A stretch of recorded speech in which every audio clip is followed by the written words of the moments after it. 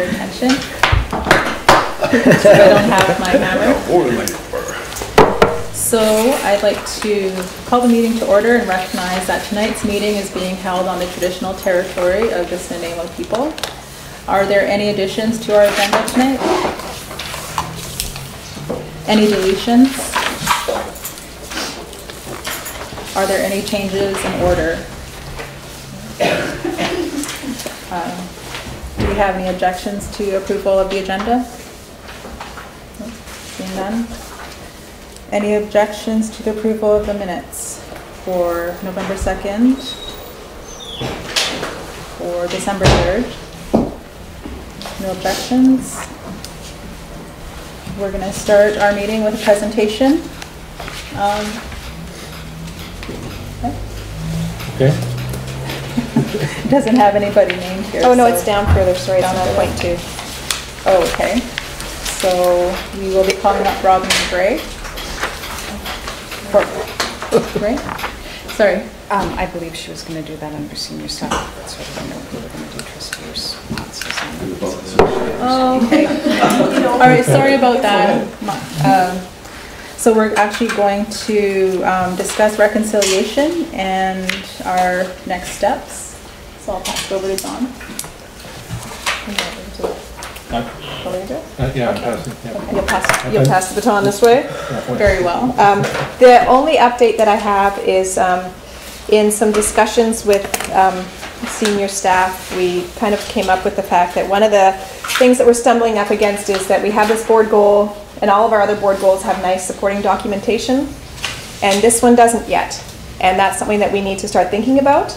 So we have secured the help of Stephanie Johnson, who's worked with our ABED department, to help the board work towards the development of a policy that would support that board goal of reconciliation. And Stephanie's going to come and meet with us on that January 24th first meeting to work out a timeline in hopes that we can have something that would be written and out for consultation this school year. So we'll have to see how that goes in terms of, you know, guaranteeing any timelines, but just so that people know that that's sort of the goal based on the conversations we've had with each other, and also that the report back that we're hearing from staff about, you know, and the people on the ground about what some of the issues are in terms of working with this as a goal in a strategic plan.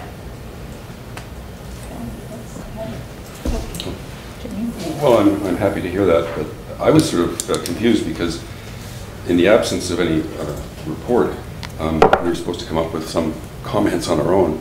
And I did look up the education recommendations from the Truth and Reconciliation Committee and brought them to the last meeting. And the board, or I think it was the Education Committee or it was the board, anyway, referred it to staff because we have to have some kind of a plan and some kind of a map which to use to do our work.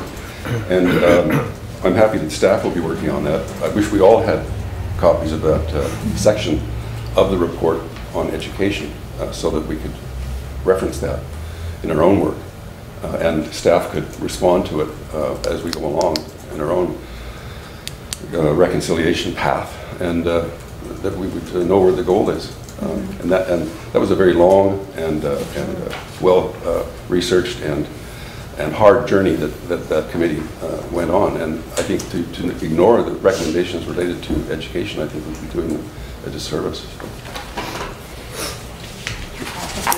I think that's an excellent suggestion. I know personally, probably like Trustee Brennan, I've been looking at them and referring to them as well, and maybe it's something that we should have as part of our, as you know, something that just to go out to everybody, all the trustees or anybody who wants it included. Maybe it just goes out to all the people who are on the Ed Committee to use as a reference point if they want, if it's something that people, and I think we could also utilize that in our own, you know, we haven't even put a pen and paper down for a policy or anything, or a draft, and so I think it would be really smart to use that as a guiding principle for that. That's a great idea.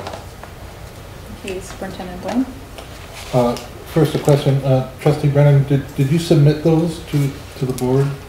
No, I copied them. I can't find my copy actually. Okay. Well, I had a copy. Yeah, you can Google it. And yeah, get okay. It's there. That's fine. Yeah. I'll dig it up and we'll But it does give specific objectives, and I think our staff have already achieved some of them Yeah. with the work that they've been doing Yeah. all along. So, I'll dig it up and then we'll get going on that. Thank you. Just one point for the board to know is that I attended Friday afternoon over at NDSS a group meeting of all the custodians in the district and three facilities, and Mr. Saywell and Ms. Tate were there presenting on reconciliation, and they spent about an hour and a half. It was an outstanding, again, presentation, but lots of dialogue and conversation and questions around that. So just to, it's, as we're talking about it and at this table and we're talking about it outside, you know, the growth of it is and the conversations will really value. So, we'll continue, as we say, the journey here. Thank you, John. Trustee Grossberg? Thank you. I agree with both what Trustee Brennan and Trustee Higgins are saying. I think the piece for me is that I reread that section of the TR, Truth and Reconciliation report myself, and I realized that I could use a little bit of help going through it in terms of understanding what's more macro stuff that's intergovernmental and what's more our level, because I got a little lost in some of the terminology, and a lot of it felt very federal. It's, you know, do you understand where I'm? Yeah. So I could use some assistance in deciphering it all. Yeah. Trustee Solomon? Yeah, just a quick comment. I actually really appreciate having you referred this book to me or to us, and I was thinking this is a great learning tool, and you know, if there was a way to incorporate it, it makes it, you know, relatively straightforward and simple in terms of what this means, and if there was a way to have this as part of our curriculum, you know, this kind of situation, I think it would just be a wonderful learning tool for a lot of our students. So, you know, I just thought I'd mention that. It's a good book. Yeah, just to echo what Trustee Solomon was saying, you know, I'm embarking on this journey and I haven't gone very far with it. I haven't read a lot. I'm just still trying to think about it a lot. And one of the thoughts that came across for me was one of the real big concepts of truth and reconciliation is to not dodge the past that we've had, the troubled past that Canada and other countries have gone through, and so there's a real big educational component to this. And so my impression at this juncture is that it's sort of a real hodgepodge. Teachers are kind of, they can take it and run with it if they want, or ignore it if they want. And I guess for me, one of the thoughts would be to have every child sort of a compulsory component to the curriculum, to have a semester-long course or something about the history, about truth and reconciliation, about Aboriginal people, to have an appreciation, and that everybody going through our system then would be at least on a level playing field. So that was just an idea that I had. I don't know if it's realistic or possible, but just a thought. Thank you. Yes, Trustee Higginson? So it is part of the curriculum, specifically in the elementary curriculum. There's some really good content around it. There's less content in the new curriculum, but it is one of the areas in grade 4 and 5 particularly where it is talked about. But like you said, people do think, every teacher does everything differently in their classroom according to the classroom needs that they have, and even their own personal knowledge. So I think one of the things that might help have things become a bit more consistent is if there is a policy that we're talking about. We've seen how some of those policies actually guide the work that happens with staff, so having something in there that's a policy might actually help those suggestions that both of you brought up. Thank you. Any other comments? Natasha? Oh, yes. Trustee Robinson? Yes, go ahead. The Invisible Man. I was very excited to see in an email that we're going to have a quote expert, me and names. I read her book. I don't remember her name, but she is going to be coming into our district to work with us. And I think that's something we need, is at least a full day, if not a weekend, talking about this around the table. Reading is great. I've read all of this person's, our guest's book, and a little more than half of the other one we've been given. I need to be talking to people. I need some reaction to ideas I have. So I think that's huge that we're making that move.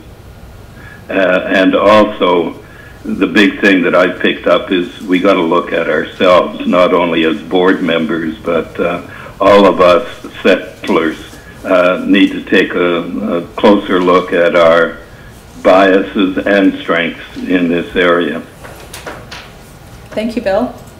Any other comments? Or I do have a few things that I would like to share. I really appreciate that it is a standing item. We have things that we are working on, and we have some dates set aside to have some topic-specific discussions around this. And I like the comments I heard about just really kind of getting an idea of what the resources our students are using, and if this book is already being used. I would like to see an overview of some of the resources that are being used, and I don't know if that's possible, but I already know that there's some amazing work happening, so it just hasn't been presented to me in a way to be able to have a bird's eye view over it. So I guess right now, like for this point in time, because it's going to be a standing item, we're going to have many opportunities to bring other ideas to the table, and really just trying to, as Tanya had mentioned, you know, looking at the different levels that this broad notion is being applied throughout provincial, federal aspects, and trying to be able to filter it down to education and what we are able to incorporate into our school district. So unless there's any other comments. No? Okay, thank you. So we can move along and move down to 9.1, Superintendent Blaine. Thank you. I was asked to speak a little bit about the accomplishments and the work of the Education Committee, and also maybe as it has also been affected by Trustee Higginson here, stepping down from the chair. And so I attempted to do that, and a lot of the information I pulled out of the past agendas and minutes, and also the board accomplishments. But before I go on with that, I think specifically over the last year or two, you know, a lot of the work around the collaboration and working together, driving the learning initiative within the district and the board's delivery to staff around how to work with our collective groups and our partners and et cetera to ensure that we're moving forward. The effect that that's has had on the organization around Nuts Nut Taluk and ETAG to the primary committees around that has been incredible. I think it is extremely positive, the work that's being done there around moving forward with the learning agenda. And I think also it's reflected through the board's work and under the tutorage of Trustee Higginson for the last couple of years, those pieces. And I don't think that you know, we talk about culture and we talk about we want to change it and et cetera, but the difficult thing often is about what does that look like, feel like, and how do we do it, and the action around that. And so it's been a very, very important piece of the work around how the board has approached the conversations, and I think that in itself shows the strength of where we're at within the district and moving forward. The least of which, when you break it down into the smaller pieces of accomplishment, it begins to give you a little bit of focus on what's going on out there. The French immersion program at Ladysmith Secondary, the choice of reconciliation, and now it being a standing item on, and I'm going to jump around here on the agenda, the strategic plan and reflection of reconciliation and the work around continuous improvement and unique students. The social justice policy and the endorsement by the board and leadership on the board towards that. The district-wide assessment committee, Nutsmat Talak, I don't think I can emphasize how important that work is. The district learning committees in collaboration with our partner groups, again, Nutsmat Talak and ETAG.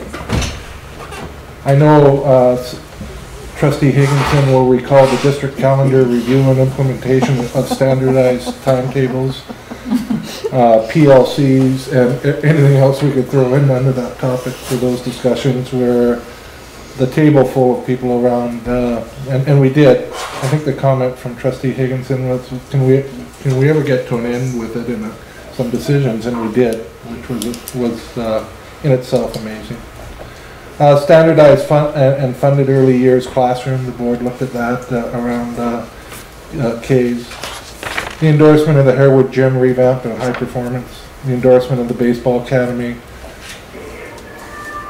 The relationship, particularly Trustee Higginson brought to this board and us around her position in the BCSTA, in the vice presidency, and also the work at the ministry level on ensuring that we were looked at positively within the province, and those types of things are very, very important and have helped us move forward. The endorsement of technology around Chromebooks and all those types of things in the direction we're taking there. The standardized and funded, I mentioned that. The development of the ICE, that was not an easy decision. Opening a school when we were looking at closing schools and the development of that, but it's certainly a huge step in the right direction for those kids. The development of the district learning framework.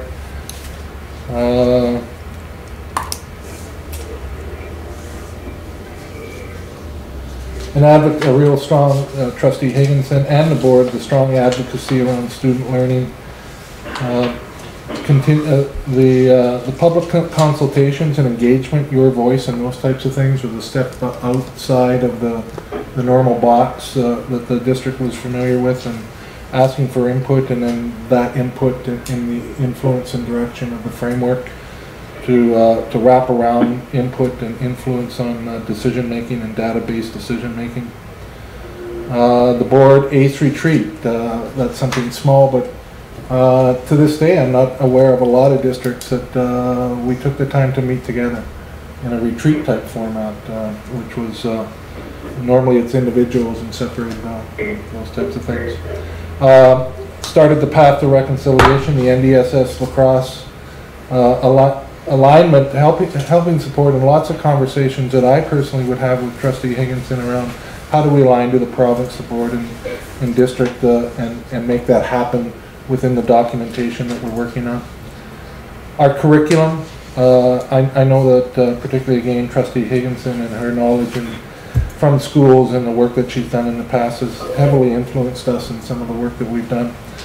And just the endorsements of the student-led programs and support programs such as the Energy Cup, the John Barsby Health Services, the connection to social justice and the raising of the pride flag and taking a leadership role in the community around those types of things. Hulkamanian language preservation and us trying to support that as best we can.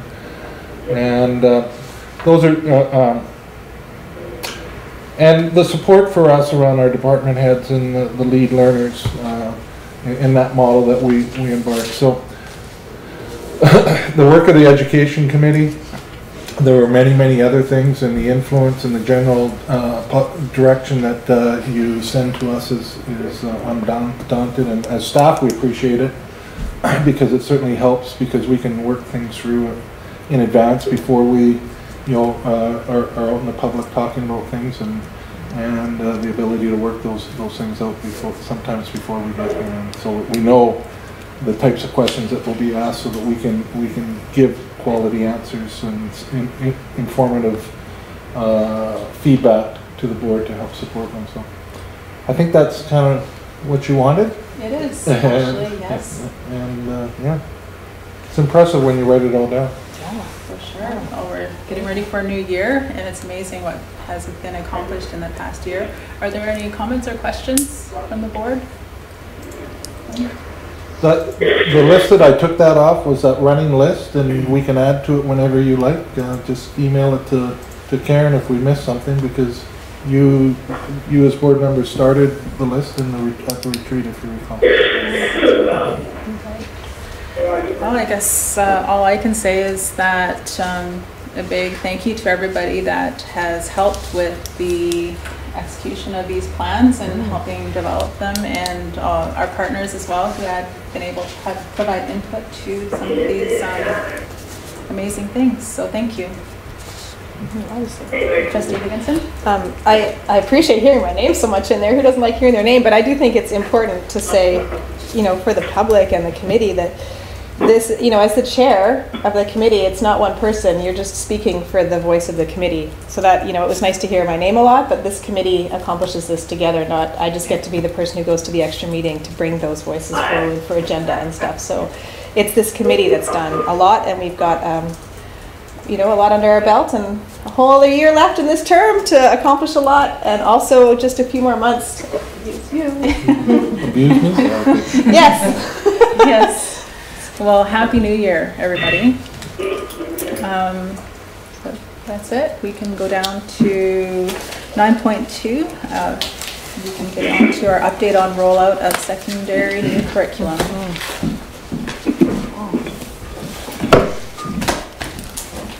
Thank you very much. I'd like to invite up Kim Darbyshire. She would be my working right, left hand. If I had a third hand, she'd be that part too. So come on up, Kim. We work closely together, and I want to also acknowledge Lisa Robinson, who was in my role for the last couple months, and so she certainly was leading it, supporting it along the way, and so it's much appreciated in keeping it all together, Lisa. So thank you very much.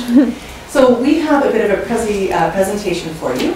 I know that it could get kind of lengthy if we have too many questions, but if there's something we're talking about and you want some clarification, please stop us and we'll clarify what we're speaking about. And at the very end, I'm sure you'll have lots of questions, because I think what we are very excited to share with you the amount of work that has been happening since last February, when the two of us came on board to transform our secondary schools. And so that's what we're up to, and we're really thrilled about it.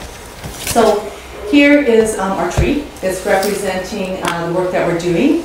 It's called Roots to Results.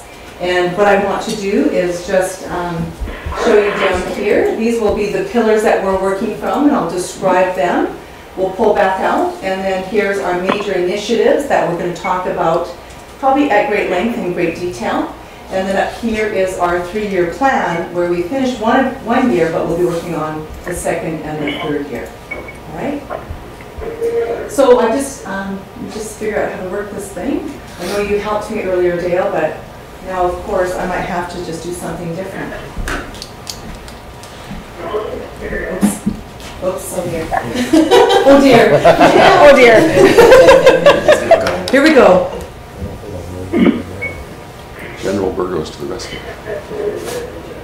It only took you. Karen, I could have asked you to come up, but I think we had a plan, right? Thank you. I appreciate that. I was impressed. It was only a minute and a half, and then you broke it. That'd be called a long presentation.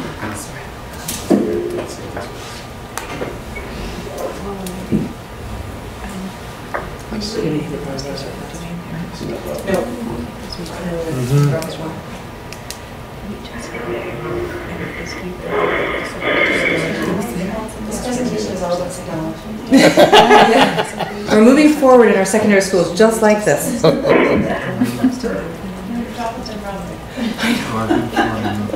Don't worry, you won't get a grade. That's right, we don't get a grade around here, not in grade 8 and 9. I should be able to take this. Okay.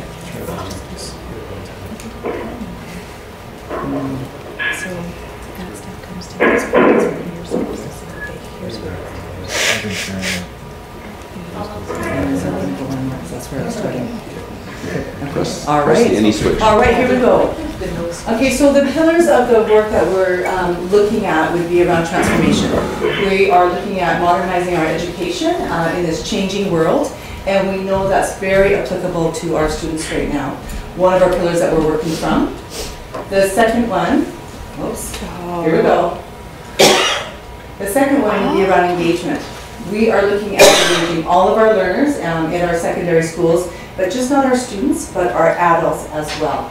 So that's our major focus right now. And then with regard to collaboration, we are looking at creating partnerships with our communities, our families, our educators in all of our secondary system. So that is our major pillar. That's what we're working from. It's our foundational work, and that's our starting point right now. So now we're going to really focus on the trunk of our tree and the major initiatives that we are working on. So firstly, we are looking at our systems for learning. We had to create some systems that were put in place across our secondary work in order to do the collaboration, to follow up with the engagement and the transformation. So right now, here's a list of opportunities that we have for all of our adult learners across the system.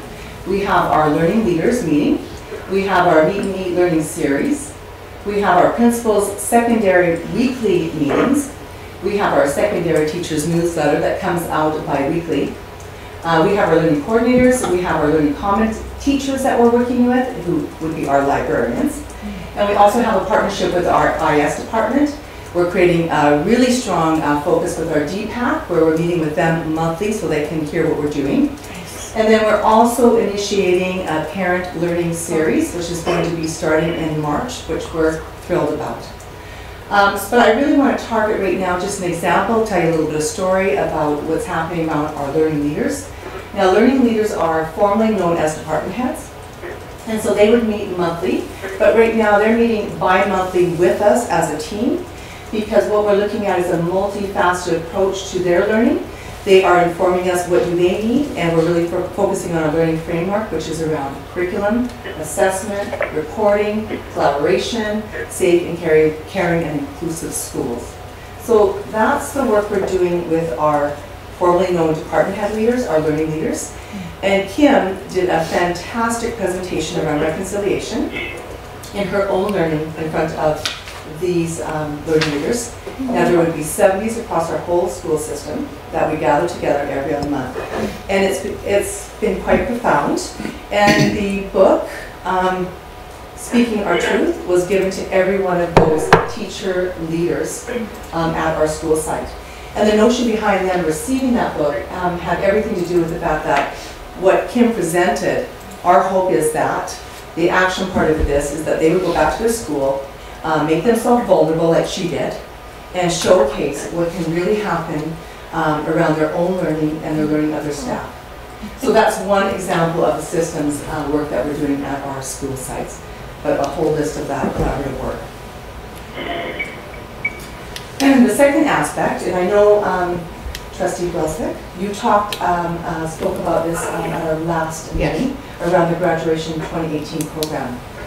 It is dense, it is intense, and it is deep in terms of what we have to do here around the graduation program. And we're doing that right now. So the changes include 2 provincial assessments are at the front of us coming up in this year and in 2 years. We also are renewing our careers program, and to me that's going to be the big ticket item in terms of transforming our schools. It's also, we have more flexible social studies options in this new curriculum in the grad program. And then lastly, we put in career life education and career life connections and the capstone. That whole blue area would be 8 credits of the graduation program that students will be working on in grades 10, 11, and 12. And the whole notion, I believe, is that it has to be meaningful. It has to connect to the changing world. It has to connect to our changing students. For some of us, we can't get our children off of their iPad and YouTube, right? So we know we have a different clientele, and we have a future that is very different than the one that we have right now. So that's a big part of our work. In fact, we were meeting with teams of schools today, because we currently have developed a district team that involves Dover, Ladysmith Secondary Schools, Learning Alternatives, and that is our career team who committed to doing the work with us. And in consultation with our secondary schools, we will be developing a fulsome program. So it may not look like Planning 10. We know we need to reboot it. We need to revive it, we need to make it something that's special and that allows our kids to connect their passion and what their future is going to hold for them. And it may not just be post-secondary, but it's where they're going to land in transition after our high schools. So that's a big part of our work as well.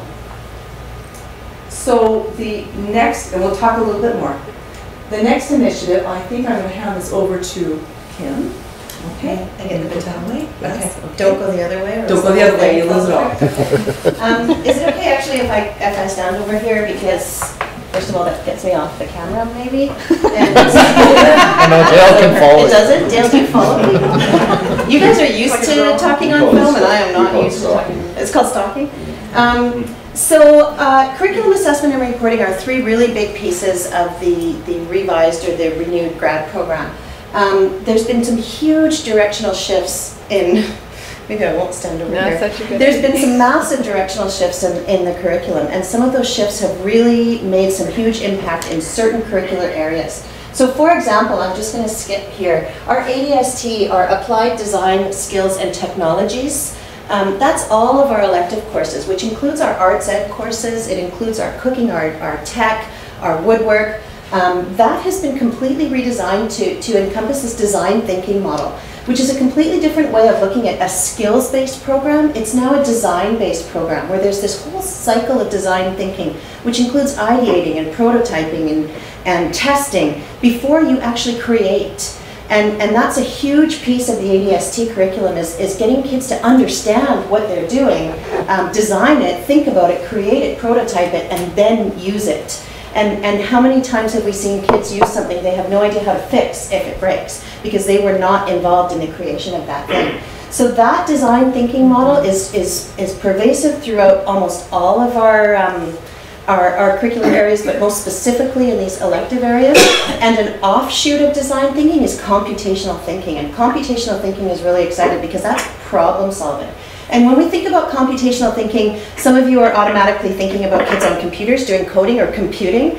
But one of the things that Val Martineau explained to me, and she's spearheading this computational thinking team that we have now developed district-wide, one of the things she said to me is, she said, you know, you can go to a post-secondary school and graduate with a computational thinking degree and never once having been on a computer. Because that's not what it's about. It's about problem solving. So computational thinking can happen in a math class, in a computers class, or in a sewing class, or in a social studies class, or it can happen just about anywhere. So that's one of the things that we're bringing in, and that's sort of shifting us, turning us around 180 degrees too, to have to think a completely different way about how to educate, not just our students, but our educators as well. So another big curricular area that's been massively impacted is physical and health education. You might remember a health and career education class, which no longer exists. So health and career education has been taken out of the curriculum, and the personal and sexual health components are now in PE, K through 10. So that PE class is now PHE, physical and health education. So all those personal and sexual health components are now to be taught in PE. Well, the other half of that HCE class was the financial literacy. Financial literacy has now been put into our mathematics curriculum K through 9. And the reason it's K through 9 is because our math changes a little bit in grade 10, and we now have what's called a workplace mathematics, which you might remember was an apprenticeship in workplace mathematics. So some of these names are changing, but it's not just names that are changing, it's this directional shift that's changing too, because the ministry's identified some of the ways that the world is changing and how best we can serve our kids within our curricular areas.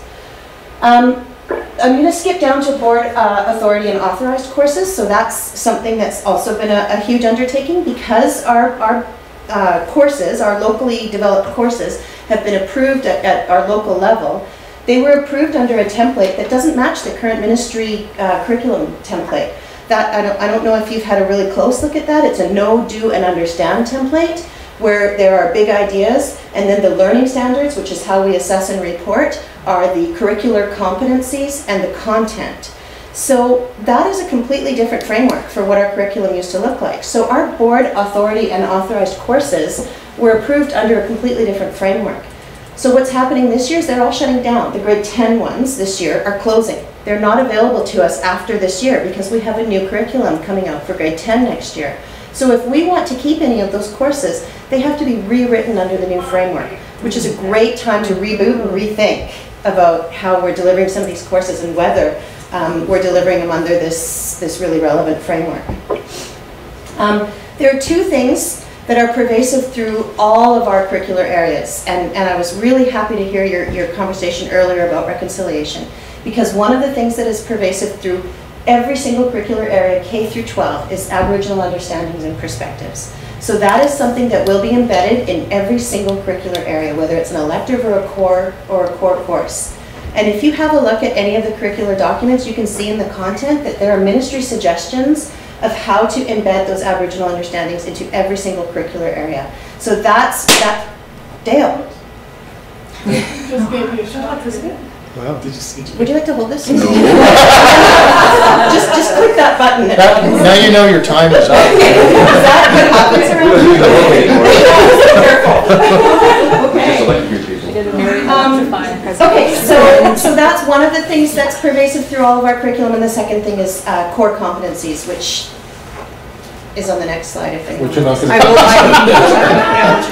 to present at your own risk. I'm a little hesitant to push it. Oh, there we go. Okay, okay, so assessment. Now, assessment is that shift that we've had from communicating to parents to communicating with parents, and that shift from our grade scale to our competency scale, and the shift from formal reporting to informal or ongoing formative communication and assessment with parents. So some of the ways that that's looked is, I mean, we obviously have the competency scale. We have our ongoing communications of student learning, which are informal reports, K through 12, but in 8 to 12, we have 3 informal reports per curricular area.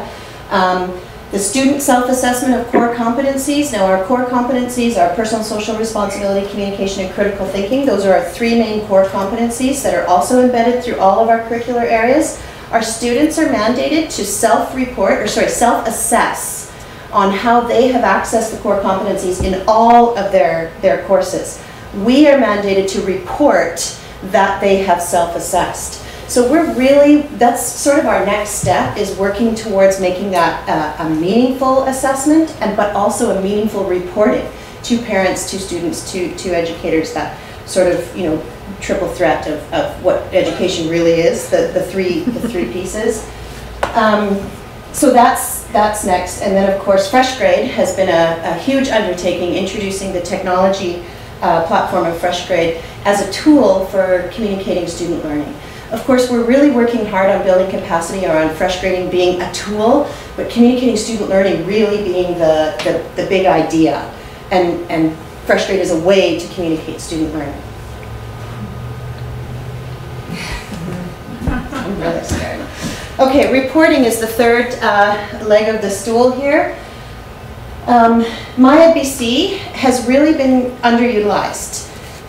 If you have a child in secondary school, you have probably at some point had to hear about MyEdBC. That's how attendance is done in 8 through 12. Up until this point, that's all we've really done, is report cards and attendance in My Education BC. So we are currently we have a project underway to open the parent and the student portal, which is a window into a communication window for parents and for students. And that is being piloted by Wellington School right now, and we are hoping to have that open for the entire district, 8 through 12 schools, by October probably of next year. The standards-based gradebook, and I'm actually really proud to say that MyEdBC was responsive to districts like ours who were frontrunners in competency-based learning and competency-based assessment and reporting, and they realized that we're out there doing all this work and we still had this old dinosaur of a program to report with. And so they were responsive to us, and they created both a standards-based gradebook and a standards-based report card, which we're now using for our grade 8s and 9s. And then finally, by the end of this year, we will have all of our students in all of our secondary schools signed on to MyEdBC with student counts and doing their self-assessments, uploading self-assessments of core competencies right into their student accounts in MyEd. Sure. When the student does a self-assessment, just said they do it through MyEdBC, is there a template or a format? Is there sort of some guiding instructions? That's the hope, yes. MyNBC has actually created a place where that can happen, and then it'll be locally, we'll have to determine what it will look like for students when they upload that. So they won't be just sort of throwing out a few words. No, and that's when we said that we'd like it to be something meaningful. Yeah. I think that's really good advice. Yeah. And at K-7, they have that template for them, but at 8 to 12, we'll be working toward that and at the end of this year. Thank you. Is it still me? That's you. There's a few assessments as part of the grad program, the 2018 grad program, that are new and that are province-wide. So one of them is the numeracy graduation assessment, which is starting this January. So the January 22nd to 26th is the first implementation. It's a pilot implementation of the numeracy assessment, and it is only being done by a handful of schools in the province. And we'd like to recognize John Barsby is one of the schools. Not all districts are even participating in the pilot, but our John Barsby is participating in the pilot, and that will set the groundwork for what it's going to look like for the rest of the province when everyone does it in June. The literacy assessment is not happening for 2 years from now, but by the end of 2020, both the numeracy and the literacy assessments will be a grad requirement for all students who are graduating under the 2018 grad program. So locally, we've developed 2 different assessments for our grade 8s and 9s. We have our NLPS reading assessment, and we are currently using the Island Numeracy Net Diagnostic Math Assessment, but we are moving towards trying to find a locally developed diagnostic math assessment as well that we can use just in our district, and we have some really great math educators who are working on that right now. And the reading assessment is something that is currently under revision. And by the next time that reading assessment rolls out, it'll look different than it does now. You want that? Yes, and then you're going to get back at the very end. Oh, okay. Careful. I know, I think it was because you were on the carpet. Oh, was it? Right? So our last big piece is around the development of educational and community partnerships. We've been working with VIU, we've been working with DPAC, we've been working with the Network of Innovation and Inquiry, we've been working with the ADST VI network, and that's what Kim was referring to around the design thinking team. So we are in collaboration with that group. Also partner districts. We have a number of districts that we've been working with. In fact, we've invited somebody down to help us with our fresh grade rollout at the beginning of the school year from another district. And then our community, and I really want Trustee Solomon to take note of this. Do you remember last year we did a presentation on financial literacy? And so a great fellow, CEO from the Ladysmith Credit Union, contacted Superintendent Blaine. And so we actually met with that CEO, and we're looking at how we can work with him and the Ladysmith Credit Union in teaching financial literacy. Because he certainly shared with Kim and myself the differences between math and financial literacy. And so he has a great tool that he uses that they've developed, Each One, Teach One. And so we will be actually bringing him in as a partner, and already we see when we're thinking about the careers program, what a beautiful opportunity to bring in a guest speaker to speak to some of our senior kids around their movement into the adult life, but also the grade 8s and 9s, where he believes that's where you really should be starting, to be knowledgeable about banking, about your finances, about credit cards, because he feels if you educate them early, that then they don't get themselves into financial trouble at a later date. So those are the partnerships that we have also been working on around the curricular areas. And now, going back to our big tree, we're going to now work out our 3-year plan. And at the very top, our fruits of our labor at this point in time. So last year we started in February, it's January of this year. We've kind of set that foundation. We've identified the areas for our growth. We've been building capacity across our secondary system. We've been fostering a growth mindset. And we've been also building the technical and adaptive skills of our educators. As a matter of fact, Kim's been busy all day. After school today, she actually held a report card writing session for our teachers after school, her and Marcy Bedreau. 40 teachers. 40 teachers. Yeah. Because of course, you know, we've changed how we do our report cards at this time. And then the adaptive skills. And I know that from my research, if we can help our teachers to be adaptive in their work, they will have the most success in their careers. So that is our phase 1. And now we are moving toward phase 2. That's in this year and on to next. We'll be developing, evaluating, and supporting. We will be implementing the grade 10 curriculum next year in its entirety. We will be in preparation for the grade 11 and 12 curriculum, get that ready, and I think there's probably at least 40 new courses at the secondary level. And then June 2019, we will have our first graduates of the 2018 grad program. And when you think about that, we have some of the kids in our system who will be straddling both worlds right now. So I know that for Kim, she's got a student in grade 10, and so, you know, he will not be doing the which assessment? So he'll graduate with half of the old planning and half of the new career life connections. And he will have his Math 10 exam, but he'll have to do his literacy grad assessment. So he's got a foot in both worlds. But the ministry's looking after them and making sure that they're able to straddle both those programs. So it's quite an interesting world right now.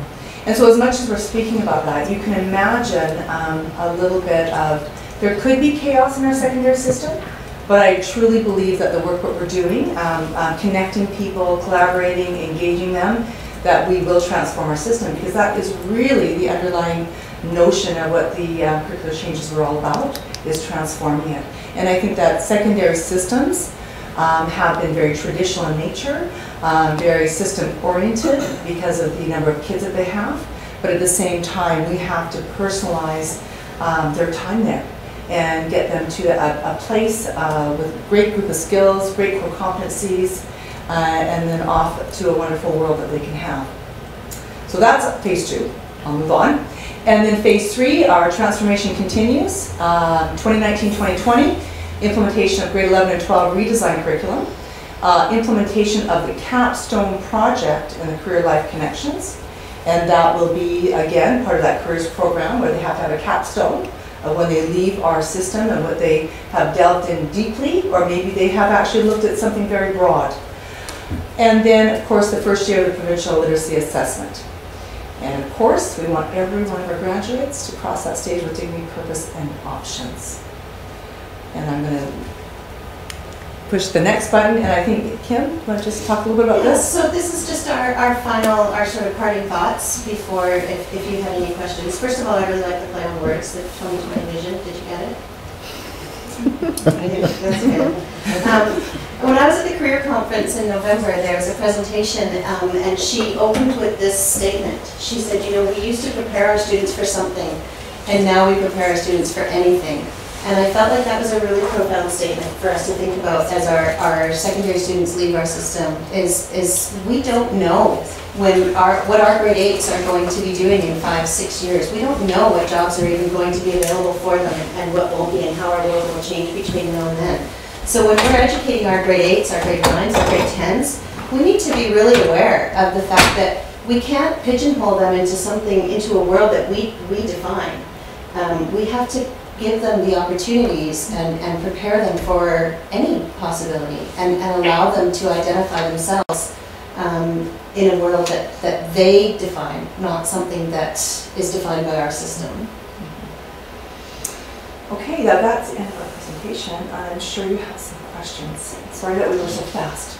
Well, just a comment that that people are going to have to go through 2, 3, 4 changes in career if they're going to have working lives in the future. And there's a commercial on television, and it shows these boys and girls doing these, playing with their tablets or whatever. And one of them's laying in the grass, and the woman comes out and says, "Oh, what are you doing with your computer?" And the boy looks up and says, "What's a computer?" Right? So generations are sort of leaving us behind, alas. But and my 2-year-old granddaughter suffers from, you know, the need to have a screen in front of her face all the time, and it's quite a dilemma. You know, our other grandchild had one of our other grandchildren had the same problem. He's been sort of cured, but you wonder how you do when they become so dependent on that for entertainment. It is, and I think we're so critical because it wasn't part of our world growing up, but I think it is part of their world. And as much as we need to, you know, maybe focus on it and help to support maybe getting away from it sometimes, but we also need to know how to use it well. Critically. Yeah. Tanya, you? Thank you. I have a couple of questions that are all kind of interconnected and a comment. I'll start with my comment. First of all, excellent presentation and thank you. It makes it all a lot clearer. When you mentioned the community partners, it brought to mind that we actually have through community schools opportunities to really support a lot of these things too, and it made me think something I forgot to say when we were talking about this education, this sheet on the priorities, is that a discussion about how we're doing with community schools is probably something we should be looking at in the future soon. A review of that policy. I think you'll see it coming in the budget. Excellent. Okay, thank you. Okay, just you mentioned early in the presentation about parent learning series. Can you give me a bit more of that? Well, and that's that great collaboration we're doing with our coordinators. So we recognized after Ms. Tate and I met with our DPAC partners that they need to know more. They need to know what's happening with their child's schooling. They need to understand reporting. They need to understand assessment, because secondary schools have existed quite the same for, how many years. I could use 20, 30, 40, 50 and go on. But I think at this point in time, they want to know a little bit more. And so as of, I think, early March, mid-March, we're going to have a number of sessions, 6 sessions as a matter of fact, that will target a variety of things. Okay, that will give them an opportunity to hear more and even a little bit of a breakout. Excellent. So that hits one of my questions. Yes. What concerns parents have around, what do you mean no letter grades, and will my child still get into university, and how will that work? Yes. Okay. Just in terms of, is there anything that the board can do? Is there any support board that you all need from the board in terms of advocacy around support for kids who are sort of threading the line between old curriculum, new curriculum? Are we having a lot of problems, or is it just a few kids who are sort of?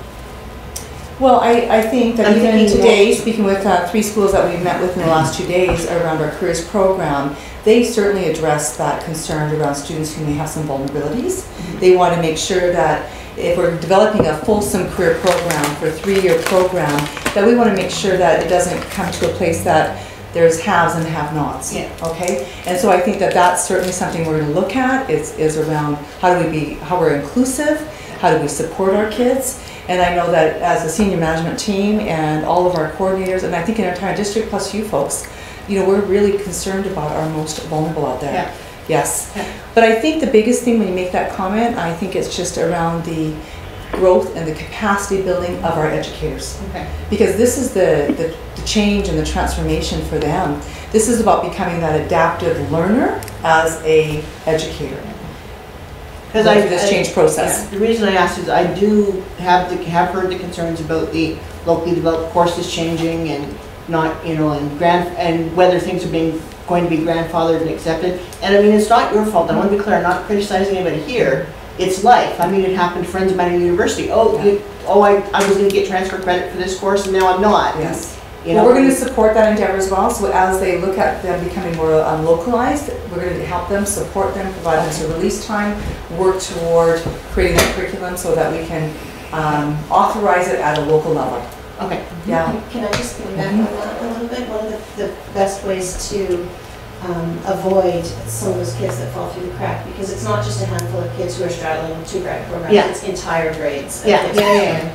So one of the best ways to avoid the problems is the understanding of the programs and of the changes and of the differences. And so and so when Robin says building capacity amongst our educators, that's exactly what we're doing, is making sure that our counselors, our schedulers, our administrators, our teachers, everybody out there knows, understands very clearly what the requirements are and what every child needs to get to the end. Okay. Yeah. So just if there does come up, if you notice a pattern and a consistent thing, and you please bring it to us and say, hey, we need a letter saying this is happening too often and the ministry needs to give us some clarity around this, or, Yeah. Yep, thank you. Trustee Kimler? Yeah, great presentation, thank you. It's a brave new world, and I'm glad to see we're tackling it. 2 questions. I guess you described the parent portal for the and I guess you described it as a window, and my question is will it be a form of 2-way communication, or will it be just simply 1-way communication? Oh, that's just a brilliant question, because it's a question that we just got yesterday. Yes. It is a 1-way communication, but at the same time, that is the biggest challenge around that particular MyEdBC portal, is around, it's really, I would say, delivering the report cards through technology. It is around communicating through technology, but at the same time, it can alert teachers that, or they can send an email back to a teacher through that means, but not through the MyEdBC program.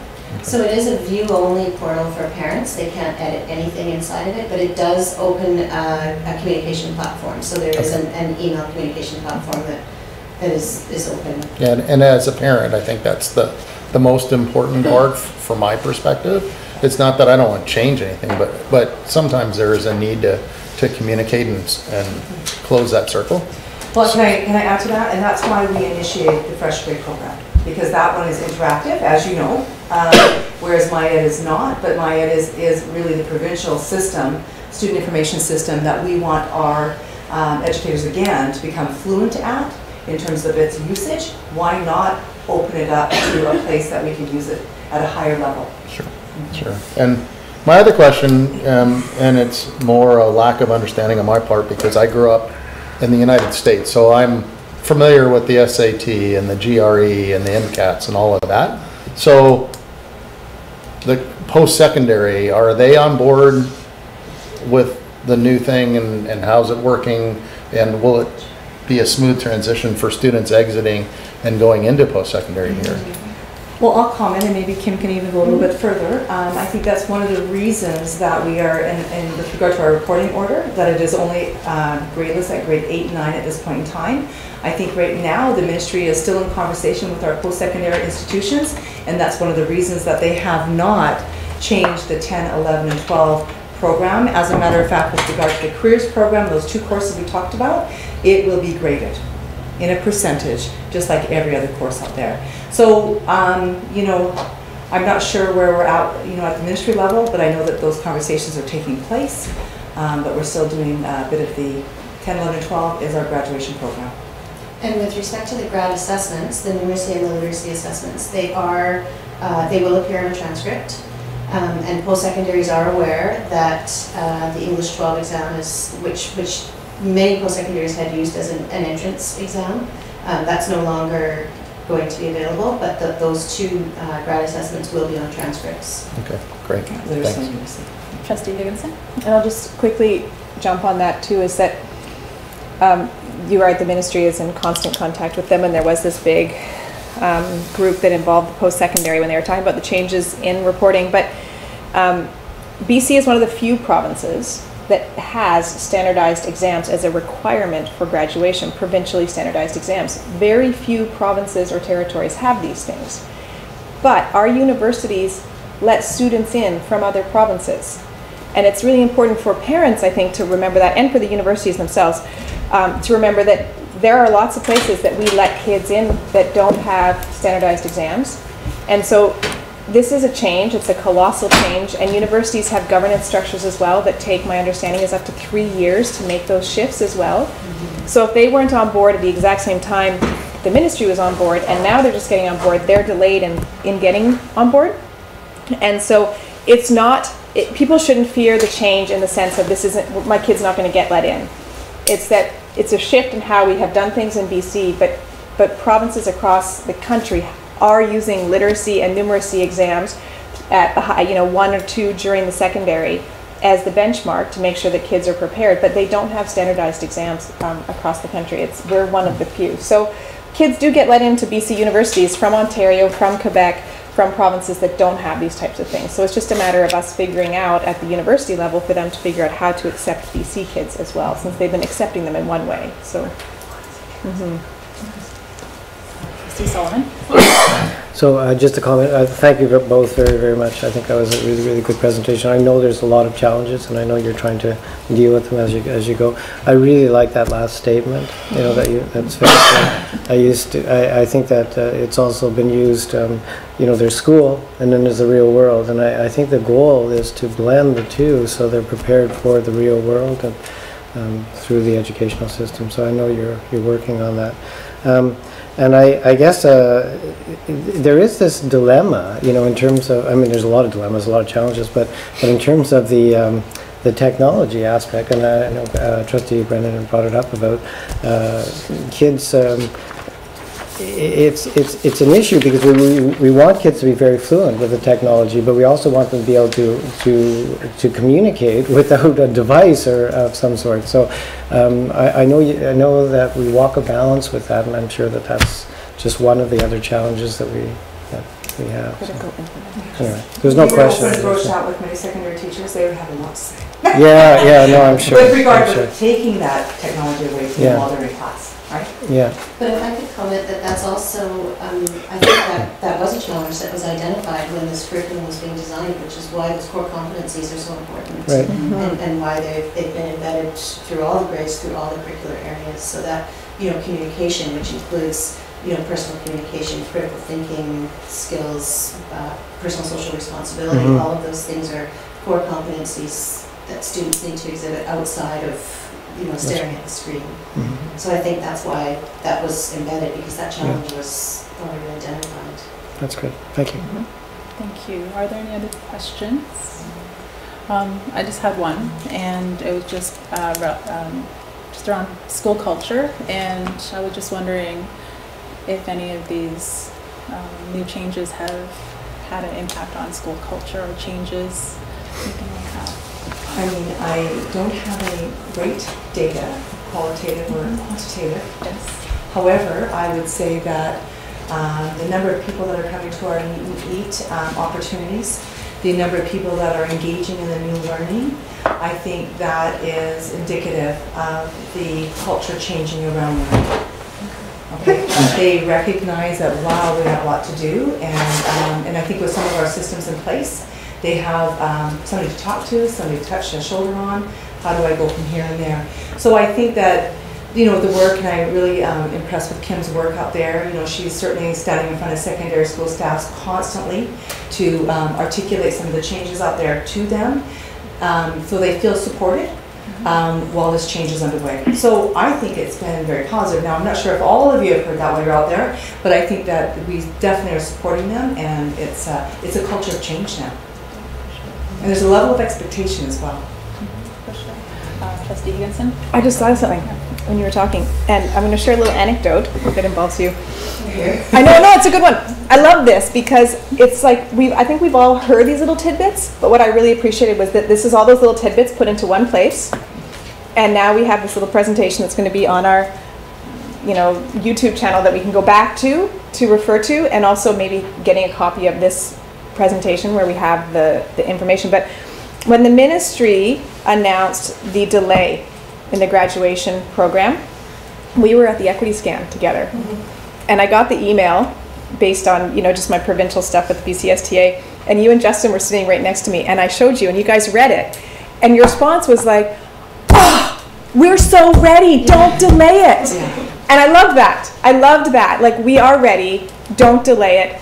We're ready to do this. And it was such a great reflection on the work that you guys are doing, and all the work that our teachers are doing out there to be a culture of learning and change. It was very refreshing. And I went back, I was telling other people elsewhere, and they were like, no, we were actually really glad that they were delaying it because we didn't feel ready, but we felt ready here. And I think that's a reflection on what you guys are doing and what our teachers are doing and our staff is doing out there. So I appreciate how ready you were, and that you were disappointed that they were delaying it for a year. That was yeah. So thank you for all the hard work you guys are doing. Thank you. Trustee Brennan? Just on the reverse of that, I recall going to a conference in Duncan, and Jim Eicher was there, then president of the Teachers Federation, and he was asking the ministry to delay the implementation. I think that on the ground, I think teachers were uncomfortable. It's great that you guys are ready, but it does seem an onerous and complex task to get everybody on board, buying into the process and buying into the changes. Norming, storming, transforming, all of those change cliches. It's quite onerous. It's all good. Thank you. Trustee Brusco. Thank you. Last thought, and this is my fault, I had it before and I lost it. It was to do with the parent learning sessions. It would be great, and this is just a suggestion, if we can, maybe in collaboration with DPAC, for the parent, because some parents will want to come and not be able to make it. Maybe the information after meetings could be available on school websites or... Film them.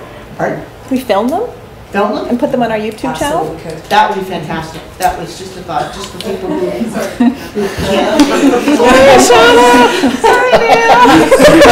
But some way of making it accessible for people who physically can't, whether transportation issues or work issues or, yes. And it was a topic of our conversation around that as well this morning. How to get our parents there. YouTube's going to complain that we're taking up too much of their bandwidth. Well, thank you so very much for your presentation.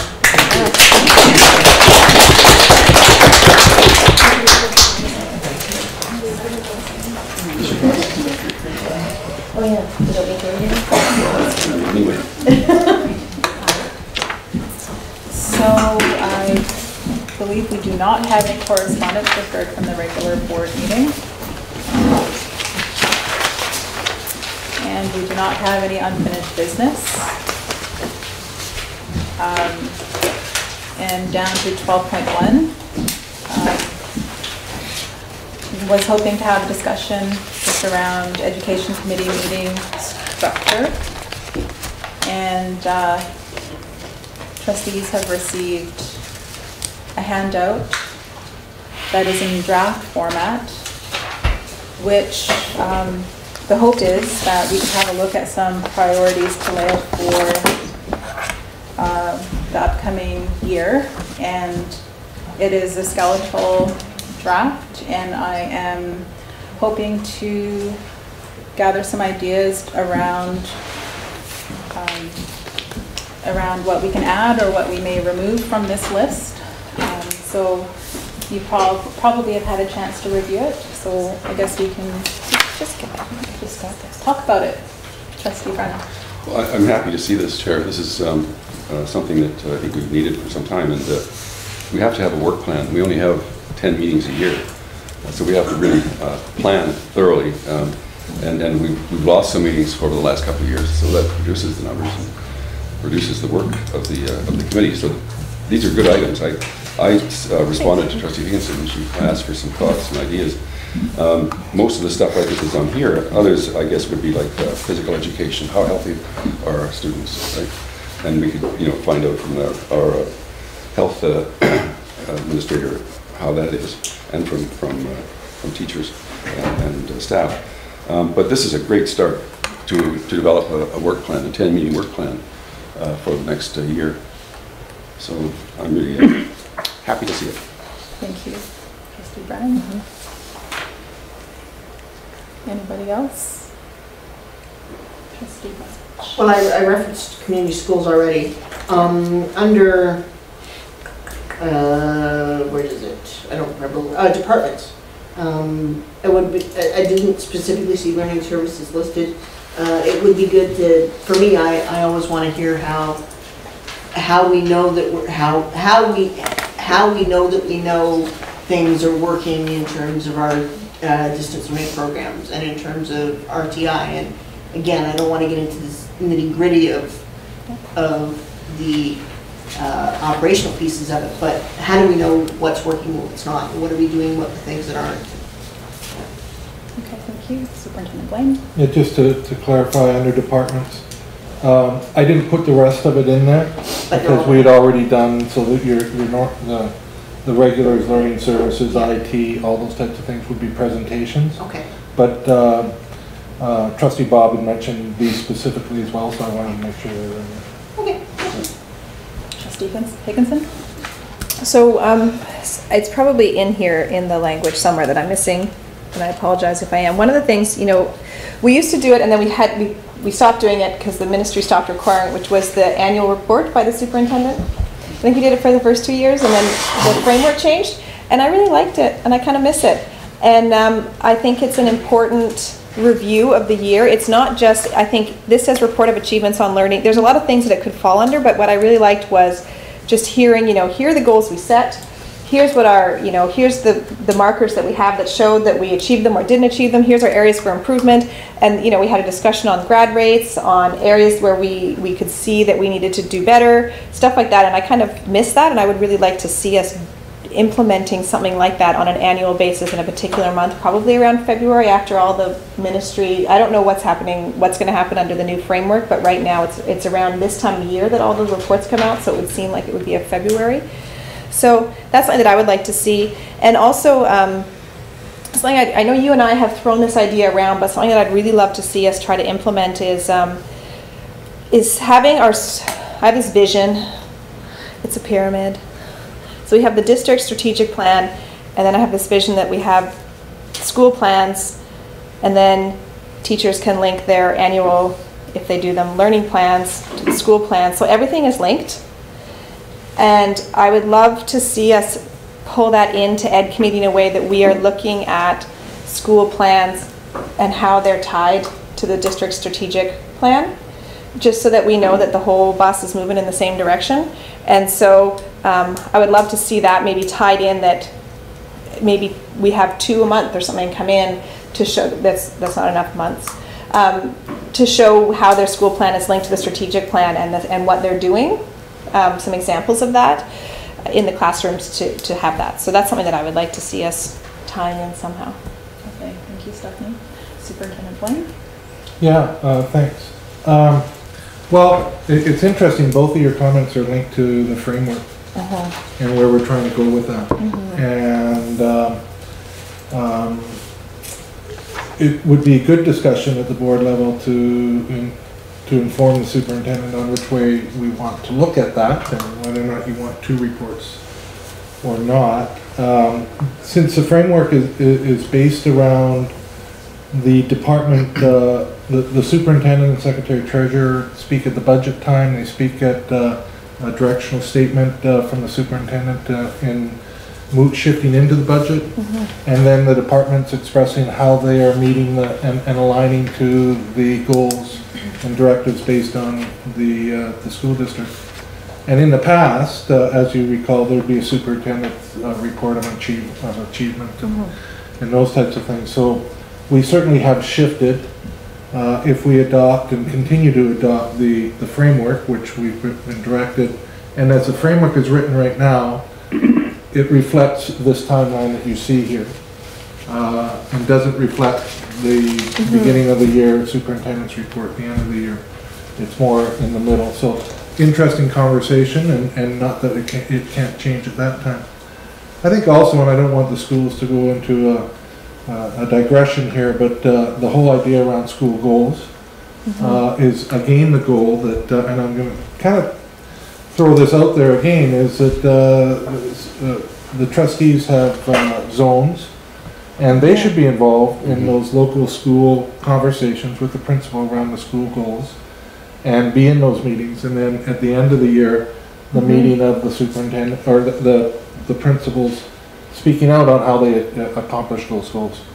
And the whole idea around the schools working on that as a collaborative way, stemming out of staff committees and staffs as a whole, and how they put that together, and then the activity of the PAC chair and the zone trustee and others who are invited, you know, presidents of the, if it's a high school, maybe the president of the student council there, in that kind of dialogue.